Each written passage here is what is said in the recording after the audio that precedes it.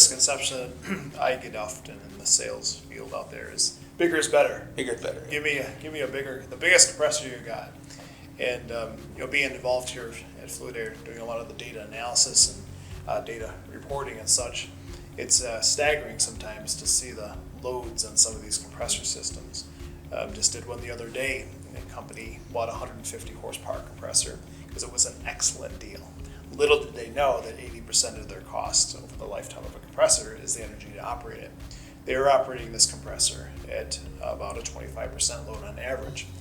It was a great deal until I showed them what the energy cost was to operate the compressor annually. It wasn't such a great deal. So, yeah. I've got an example of that same thing. I had a guy who I was quoting a 25 horsepower air compressor, and the owner of the company saw something in auction, so he bought I don't remember the manufacturer right now. It may have been Worthington, just going back a ways. But he bought a 150 horsepower Worthington water-cooled compressor. He bought it, he installed it, I don't know what it cost him to install it.